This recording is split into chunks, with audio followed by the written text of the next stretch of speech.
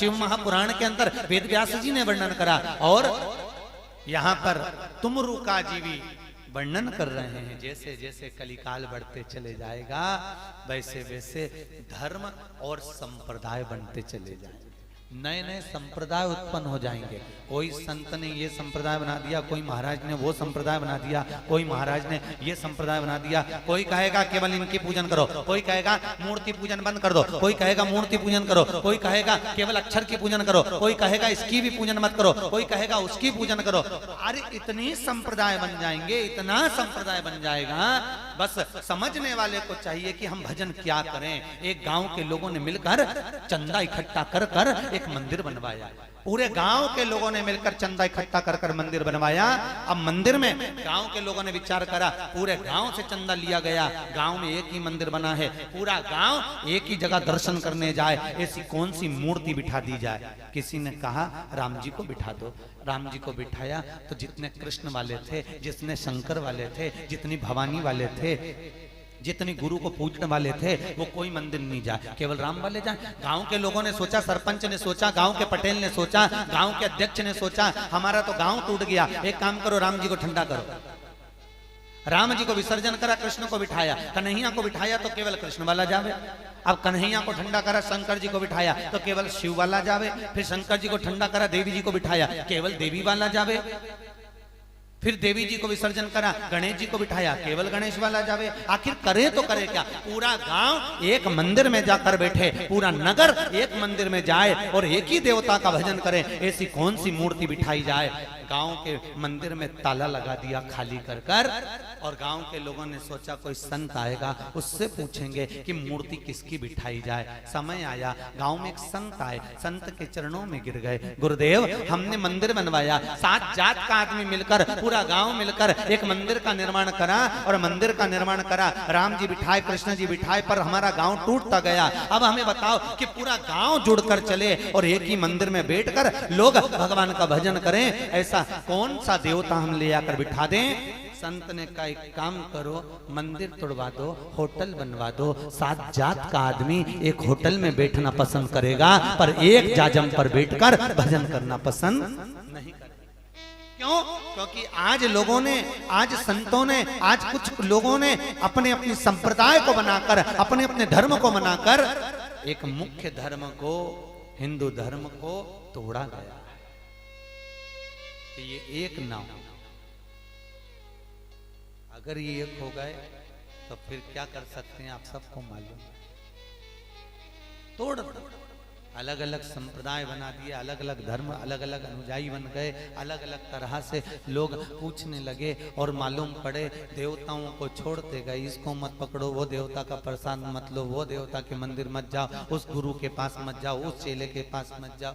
निवेदन है, शास्त्र कह रहा है, भगवान की कथा कर रही है, पक्का दृढ़ी, पक्का विश्वासी वो होता है जो किसी के भी मंदिर में चला जाए, किसी देवता को भी नमन कर दे, उसके भीतर जिसकी मूर्ति समाई है, हर मूर्ति में वही नजर आएगा, हर मूर्त में वही दिखेगा। तुलसीदास जी जब मथुरा वृंदावन गए, तुलसी बाबा जब गोवर्धन नाथ जी की परिक्रमा करने, दर्शन करने गए, तो तुलसीदास जी ने कह दिया एक शर्त पर मैं भगवान कृष्ण को प्रणाम करूंगा, अगर ये हाथ में क्या ले, धनुष बाण। सूरदास जी ने कन्हैया से कहा ठाकुर आप तो भगवान हो, भगत दृढ़ी हो सकता है पर भगवान थोड़ी नहीं, बदल लो रे। मेरे ठाकुर ने उस दिन हाथ में धनुष और बाण ले लिया।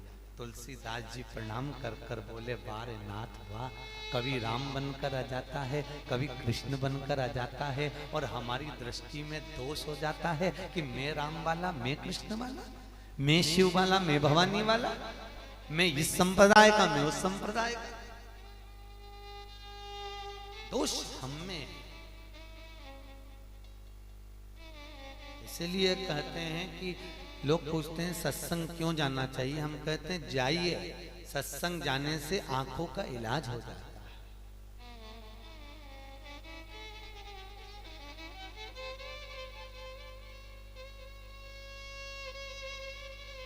सत्संग में पहुंचने से हमारे नेत्रों का जो विकार है, हमारे नेत्रों का जो कुछ ना कुछ जो पर्दा है, हमारे नेत्रों में जो जाली है, हमारे नेत्रों में जो काम लोभ विषय वासना का जाल लगा हुआ है, वो हट जाता है।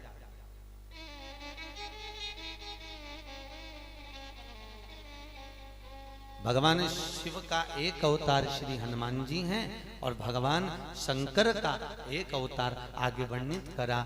जब माता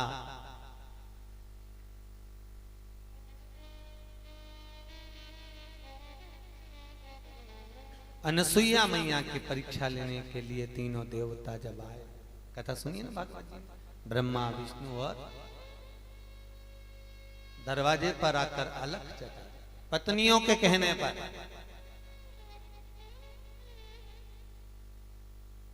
भगवान शंकर ने पार्वती को मना कर दिया था, मैं अनसुईया की परीक्षा लेने नहीं जाऊंगा, नहीं जाना पड़ेगा। नारायण ने मना कर दिया, जाना पड़ेगा। ब्रह्मा जी ने मना कर दिया, जाना पड़ेगा।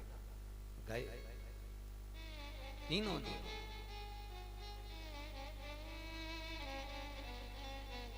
होता है घर में सबसे पहली रोटी किसकी बनती है? जम के बोलो, गाय। आखिरी रोटी किसकी बनती है? कुत्ता की। ठीक है, आज भी रोटी वही बन रही है, बस पति को ऑफिस जाना था, दुकान जाना था, खेत जाना था, खलियान जाना था, सर्विस पर जाना था, उसने कहा जल्दी रोटी दे। पत्नी ने सबसे पहली रोटी बनाई, पति को खिलाई। गाय के हिस्से की रोटी उसने खाली, बेचारा गऊ जैसा हो गया। गऊ पत्नी के जाओ बाजार से ये ले आओ, मुंह से आवाज नहीं निकले चले जाए।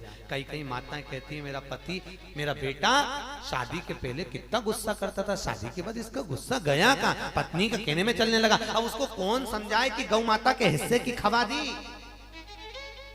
तो गऊ जैसा हो गया, गाय जैसा निर्मल हो गया। बस हमेशा तत्परता बनी रहती है, हमेशा तत्परता में। और आखिरी रोटी किसकी है? आखिरी रोटी कुत्ता की है। और जब घर के लोग सब भोजन कर कर उठते हैं, तब घर की माताएं आखिरी में जीमने बैठती हैं। अब वो सोचती हैं, आखिरी में रोटी कम पड़ गई, डबल से कौन बनाए? तो कुत्ता के हिस्से की खा जाती हैं, इसलिए दिन भर भोगती हैं।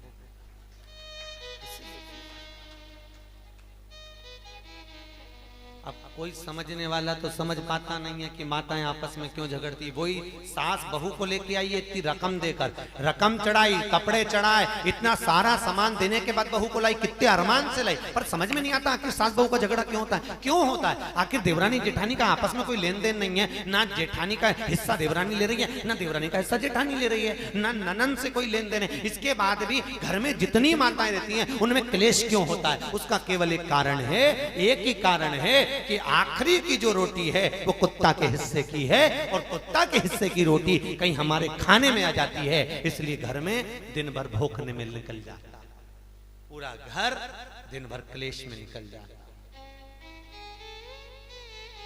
शिव चरित्र का तीनों देवताओं ने कहा हम नहीं जाएंगे, समझाया, गए, मानसुईया से भिक्षा मांगी, समय आया, भगवान का एक अवतार हो गया।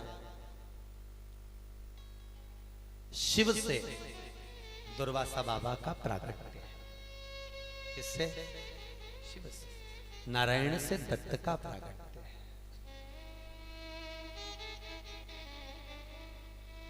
अब शिव से